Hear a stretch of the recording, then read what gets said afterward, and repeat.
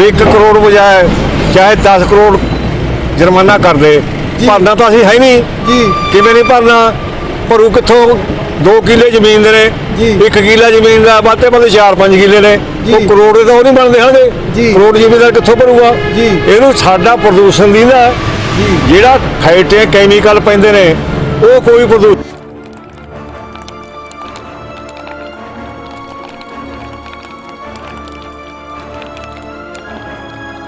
दिल्ली जाके पहुंच जाता धुआं जमा हुंदा है, वो दिल्ली का भी किते कहाँ जाता होगा?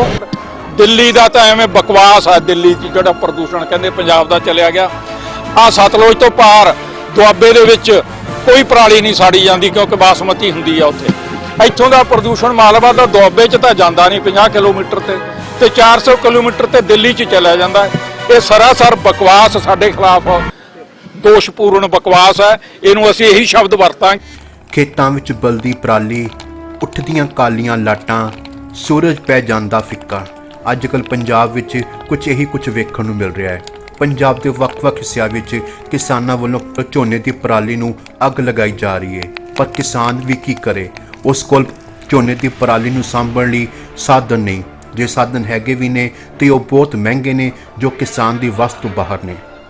पंजाब में ਝੋਨੇ की पराली के मुद्दे को लैके केंद्र सरकार वालों एक ऑर्डीनेंस बनाया गया जिसनों देश के राष्ट्रपति वालों भी प्रवानगी दे दी गई है। इस मुताबिक जे कोई किसान पराली नूं अग लगा के ਜਾਂ कोई उद्योगपति प्रदूषण फैलाएगा तो उसनूं 1 करोड़ रुपए जुर्माना और 5 साल की सज़ा तय की गई है। किसानों ने सीधी मोदी सरकार को चेतावनी दी है कि भावें 1 करोड़ की बजाय 10 करोड़ रुपए जुर्माना रख देन, पर किसान पहलां की तरह ही पराली नूं अग लगाउण लई मजबूर है। भी 1 करोड़ बजाय चाहे 10 करोड़ जुर्माना कर दे, भरना तो असीं है नहीं किवें नहीं भरना, भरू कित्थों? 2 किले जमीन दे ने, 1 किला जमीन का वाधे वाधे 4-5 किले ने, वो करोड़ दे तो नहीं बनते हैं। करोड़ जिमीदार कित्थों भरूगा? इहनूं साडा प्रदूषण दी ना जिहड़ा फैक्टरी कैमीकल पैंदे ने वो कोई प्रदूषण नहीं हैगा। दिल्ली जाके पहुंच जाता धुआं जमा हुंदा है, वो दिल्ली का भी किते कहाँ जाता होगा? उत्थे बंबई बड़े बड़े शहर पे ने, दिल्ली तो कहना घट शहर ने वो संका उत्थे रहिंदे ने अपने फिल्मी एक्टर जिन्होंने बेचारिਆਂ ਨੂੰ कदे मिट्टी का देख पता भी नहीं, उत्थे धुआं जाता उन्होंने नहीं जाता है दिल्ली का। ये कैमीकल पैंदे ने जिहड़े फैक्टरियां 'च धरती का पानी खराब करता, साडियां फसलां खराब करदियां, सानू कहना भी पराली का धुआं है भी 1 करोड़ जुर्माना 5 साल की सज़ा। वो सज़ा देऊगा तो हो देऊ भी कित्थों हो? किवें देऊ? किहनूं सज़ा दे दू? जां पंजाब सारे एक पासे होया वा है वो करूगी? जे गल करिए जी जिद्दां वो कह रहे हैं भी 1 करोड़ रुपया जुर्माना करांगे, जे किसानां नूं पूरियां सहूलतां दित्तियां जाण किसान क्यों अग लावे? तुसीं की चाहेंगे? सहूलतां असीं ये कहने आ भी सानू पराली दा घੱਟ ते घੱਟ 2500 रुपया फी एकड़ चाहिदा जी। जे असीं पराली दा हीला करांगे किवें करिए, चाहे विच दब्बीए, चाहे कड्ढीए, चाहे कुछ करिए, साडा खर्चा साडे कोल संद ही नहीं हणगे एडे जी। असीं 10 ਲੱਖ ਦਾ ਟਾਇਰ कित्थों लावांगे जी? बाकी एडे संद कित्थों ला लांगे जे मगर पैणगे? एक गरीब बंदा तो पहले आप हत्या कर रहा जी। हुण इस पासों ये सोचो तुसीं भी जिमीदार की ले लूगा, हले तो लोहे नहीं खा लिया जी। होर कित्थों बैंकां दे पैसे भरांगे, कित्थों होर आड़तियां दे पैसे भरांगे, कित्थों अपनी कबीलदारी चलावांगे जी।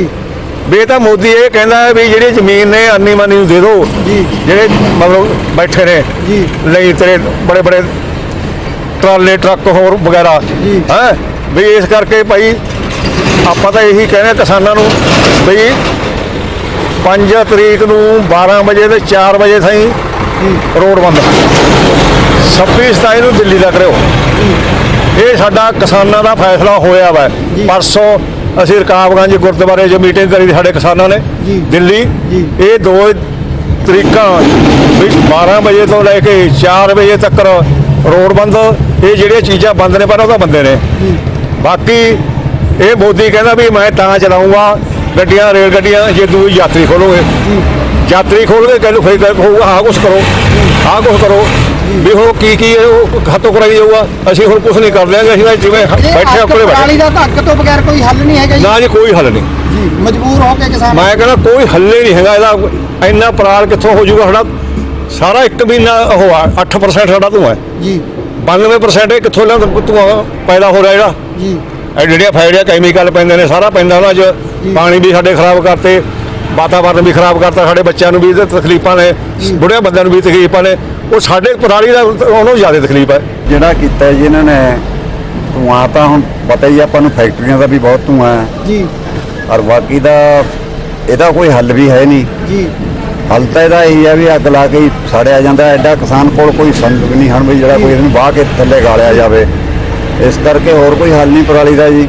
ਜੀ ਇਹ ਕਰੋੜ ਰੁਪਏ ਦਾ ਤੁਹਾਨੂੰ ਲੱਗਦਾ ਜੀ ਕਿਸੇ ਕਿਸਾਨ ਕੋਲ ਕਰੋੜ ਰੁਪਇਆ ਹੋਊਗਾ? ਕਿਸਾਨ ਤਾਂ ਰੋਟੀ ਤੋਂ ਮੁਹਤਾਜ ਹੋਏ ਬੈਠੇ ਨੇ ਅੱਜ ਦੀ ਟਾਈਮ 'ਚ। ਕਰੋੜ ਤਾਂ ਜੀ ਕਿਸਾਨ ਕੋਲ ਕਿੱਥੋਂ ਹੋ ਜਾਊਗਾ? ਤਾਂ ਪਹਿਲੀ ਆਰਥਿਕਤਾ ਕਿੰਨੀ ਡਾਊਨ ਹੈ ਜੀ ਖੁਦਕਸ਼ੀਆਂ ਹੋ ਰਹੀਆਂ ਨੇ। ਜੀ। ਖੁਦਕਸ਼ੀ ਜਿਹੜਾ ਕੋਈ ਕਰਦਾ ਕੋਈ ਆਪਣੀ ਮਜਬੂਰੀ ਕਰਕੇ ਹੀ ਕਰਦਾ ਜੀ। ਜਦ ਬੇਵਾਹ ਹੋ ਜਾਂਦੀ ਹੈ ਮਰਨ ਨੂੰ ਕਿਸੇ ਦਾ ਜੀ ਕਰਦਾ। ਜੀ। ਇਸ ਕਰਕੇ ਸਰਕਾਰ ਇੰਨੀ ਨਕੰਮੀ ਸਰਕਾਰ, ਮੈਂ ਤਾਂ ਕਦੇ ਮੇਰੀ ਜ਼ਿੰਦਗੀ 'ਚ ਕਿੰਨੇ ਪ੍ਰਧਾਨ ਮੰਤਰੀ ਹੈ, ਕੋਈ ਇੰਨਾ ਨਕੰਮਾ ਪ੍ਰਧਾਨ ਮੰਤਰੀ ਕਦੇ ਦੇਖਿਆ ਨਹੀਂ ਜੀ।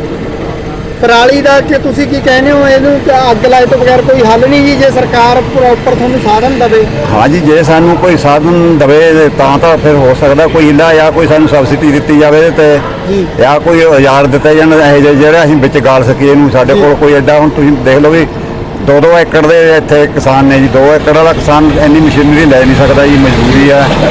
ਇਸ ਕਰਕੇ ਹੋਰ ਕੋਈ ਹੱਲ ਨਹੀਂ ਜੀ ਸਾਡੇ ਕੋਲ। ਜੀ ਕਿਸਾਨਾਂ ਵੱਲੋਂ ਜੀ ਇੱਕ ਅੱਜ ਕੇਂਦਰ ਸਰਕਾਰ ਵੱਲੋਂ ਜਿਹੜਾ ਪਰਾਲੀ ਸਾੜਨ ਨੂੰ ਲੈ ਕੇ ਇੱਕ ਆਰਡੀਨੈਂਸ ਪਾਸ ਕੀਤਾ ਗਿਆ ਹੈ ਕਿ 1 ਕਰੋੜ ਦਾ ਜੁਰਮਾਨਾ ਤੇ 5 ਸਾਲ ਦੀ ਸਜ਼ਾ ਦਾ ਪ੍ਰਾਵਧਾਨ ਰੱਖਿਆ ਗਿਆ। ਇਹ ਵੀ ਦਬਾਅ ਪਾਊ ਹੱਥ ਕੰਡੇ ਆ। ਹਰ ਸਾਲ ਸਰਕਾਰ ਸਰਾਸਰ ਨਜਾਇਜ਼ ਸਾਡੇ ਤੇ ਦੋਸ਼ ਥੱਪ ਕੇ ਵੀ ਤੁਸੀਂ ਪ੍ਰਦੂਸ਼ਣ ਪੈਦਾ ਕਰਦੇ ਹੋ।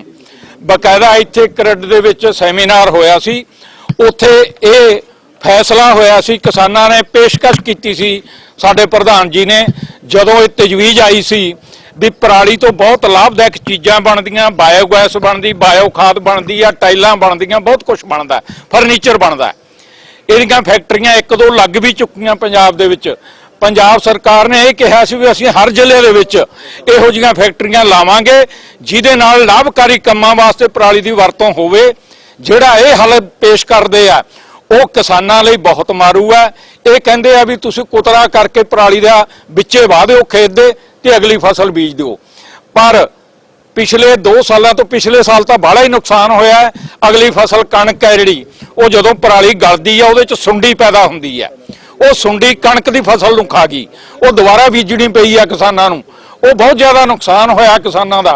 ਇਸ ਤਰੀਕੇ ਨਾਲ ਪਰਾਲੀ ਨੂੰ ਸਾਂਭਣ ਦਾ ਜਿਹੜਾ ਸਹੀ ਤਰੀਕਾ ਉਹ ਇਹਦੀਆਂ ਲਾਭਦਾਇਕ ਚੀਜ਼ਾਂ ਬਣਾਉਣ ਵਾਸਤੇ ਫੈਕਟਰੀਆਂ ਲਾਉਣ ਦਾ ਤਰੀਕਾ, ਉਹਦੇ 'ਚ ਗੰਢਾਂ ਬੰਨ੍ਹ ਦੇਣ, ਅਸੀਂ ਬੰਨ੍ਹ ਦਿਆਂਗੇ, ਇਹ ਚੱਕ ਕੇ ਲੈ ਜਾਣ, ਅਸੀਂ ਮੁਫਤ ਪਰਾਲੀ ਦੇਣ ਨੂੰ ਤਿਆਰ ਹਾਂ। ਵੈਸੇ ਉਹ ਫੈਕਟਰੀਆਂ ਵਾਲੇ 130 ਰੁਪਏ ਕੁਇੰਟਲ ਖਰੀਦ ਰਹੇ ਆ। ਜਿਹੜੀਆਂ ਫੈਕਟਰੀਆਂ 2 ਚੱਲ ਰਹੀਆਂ ਪੰਜਾਬ ਦੇ ਵਿੱਚ ਪਰਾਲੀ ਖਰੀਦ ਰਹੇ ਆ। ਅਸੀਂ ਤਾਂ ਵੀ ਇਹਨਾਂ ਨੂੰ ਮੁਫਤ ਦੇਣ ਨੂੰ ਤਿਆਰ ਹਾਂ। ਇਹ ਸਾਂਭ ਲੈਣ ਪਰਾਲੀ, ਅਸੀਂ ਗੰਢਾ ਬੰਨ ਕੇ ਦੇ ਦਿਆਂਗੇ, ਚੱਕ ਲੈਣੇ ਫੈਕਟਰੀਆਂ 'ਚ ਚਲਾ ਲੈਣ। ਅਸੀਂ ਬਿਲਕੁਲ ਪ੍ਰਦੂਸ਼ਣ ਪੈਦਾ ਕਰਨ ਦੇ ਹੱਕ 'ਚ ਨਹੀਂ। ਇਸ ਪ੍ਰਦੂਸ਼ਣ ਦਾ ਸਭ ਤੋਂ ਮਾਰੂ ਅਸਰ, ਸਭ ਤੋਂ ਨੇੜੇ ਅਸੀਂ ਹੁੰਨੇ, ਸਭ ਤੋਂ ਮਾਰੂ ਸਾਡੇ ਤੇ ਪੈਂਦਾ ਅਸਰ। ਦਿੱਲੀ ਦਾ ਤਾਂ ਐਵੇਂ ਬਕਵਾਸ ਆ। ਦਿੱਲੀ 'ਚ ਜਿਹੜਾ ਪ੍ਰਦੂਸ਼ਣ ਕਹਿੰਦੇ ਪੰਜਾਬ ਦਾ ਚਲਿਆ ਗਿਆ। ਆ ਸਤਲੁਜ ਤੋਂ ਪਾਰ ਦੁਆਬੇ ਦੇ ਵਿੱਚ ਕੋਈ ਪਰਾਲੀ ਨਹੀਂ ਸਾੜੀ ਜਾਂਦੀ ਕਿਉਂਕਿ ਬਾਸਮਤੀ ਹੁੰਦੀ ਆ ਉੱਥੇ। ਇੱਥੋਂ ਦਾ ਪ੍ਰਦੂਸ਼ਣ ਮਾਲਵਾ ਦਾ ਦੁਆਬੇ 'ਚ ਤਾਂ ਜਾਂਦਾ ਨਹੀਂ 50 ਕਿਲੋਮੀਟਰ ਤੇ 400 ਕਿਲੋਮੀਟਰ ਤੇ ਦਿੱਲੀ 'ਚ ਚਲਿਆ ਜਾਂਦਾ। ਇਹ ਸਰਾਸਰ ਬਕਵਾਸ, ਸਾਡੇ ਖਿਲਾਫ ਦੋਸ਼ਪੂਰਨ ਬਕਵਾਸ ਹੈ। ਇਹਨੂੰ ਅਸੀਂ ਇਹੀ ਸ਼ਬਦ ਵਰਤਾਂਗੇ ਕਿਉਂਕਿ ਇਹਦੇ 'ਚ ਸੱਚਾਈ ਕੋਈ ਨਹੀਂ ਹੈ।